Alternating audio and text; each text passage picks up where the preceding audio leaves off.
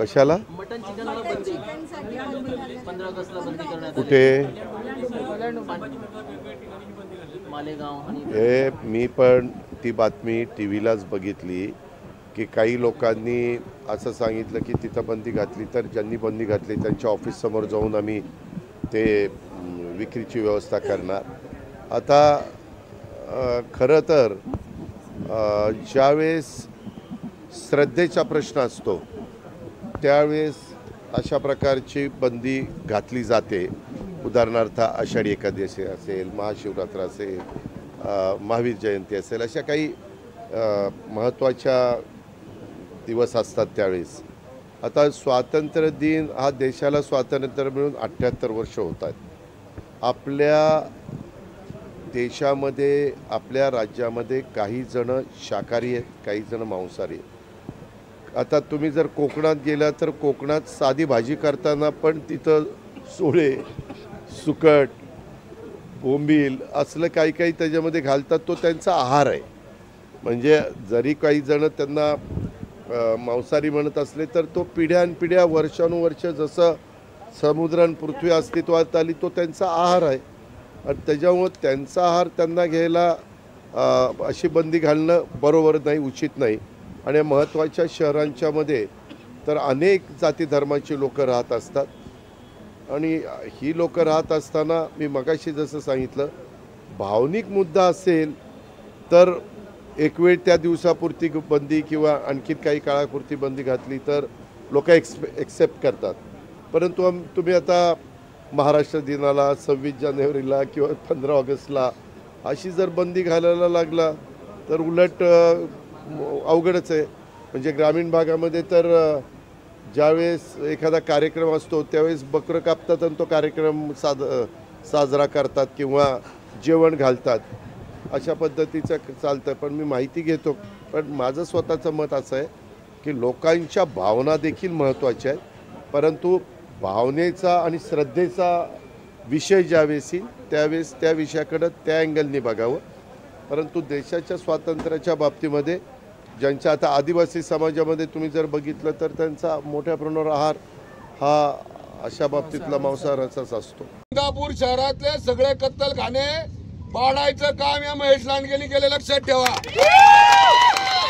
महेश लांडगेंनी या सगळे कत्तलखाने पाडायचं काम केले.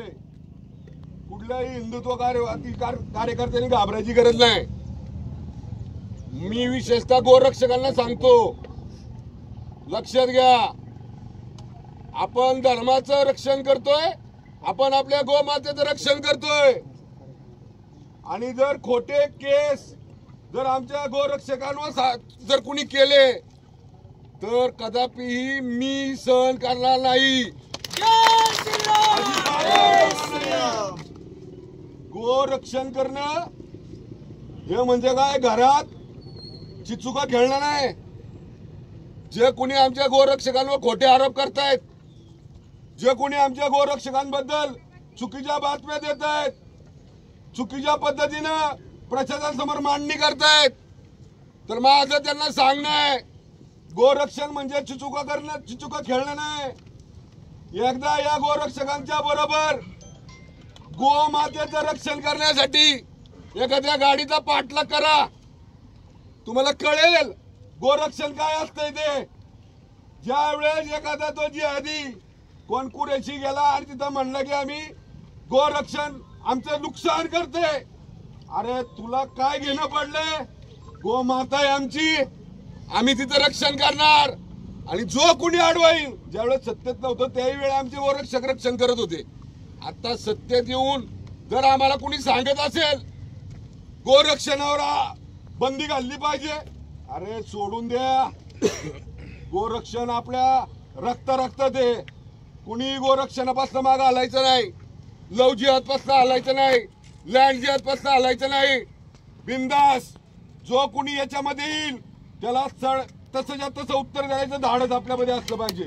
सोशल मीडियाच्या भाऊ गर्दीत विश्वासार्हतेने चकाकणारे नाव म्हणजे लेट्सअप मराठी. सगळ्यांना, सगळ्या नागरिकांना ती स्पीच, ती लेट्सअप वरील मुलाखती म्हणजे विचारांचा खजिना. त्यानंतरच्या निवडणुकीमध्ये मला सोडून गेले. बातम्या केवळ वस्तुस्थिती सांगणाऱ्या, नो प्रोपोगंडा, फक्त जनतेचा अजेंडा. क्योंकि आने वाला कल जाने वाला है, जाने वाला कल आने वाला है. राजकारण, मनोरंजन असो की क्रीडा क्षेत्र, महाराष्ट्राची स्पंदने संवेदनशीलतेने टिपणारे माध्यम म्हणजे लेट्सअप मराठी. जगासोबत एक पाऊल पुढे राहण्यासाठी लेट्सअपचे ॲप, सोशल मीडिया आणि वेबसाईट सोबत कनेक्टेड रहा.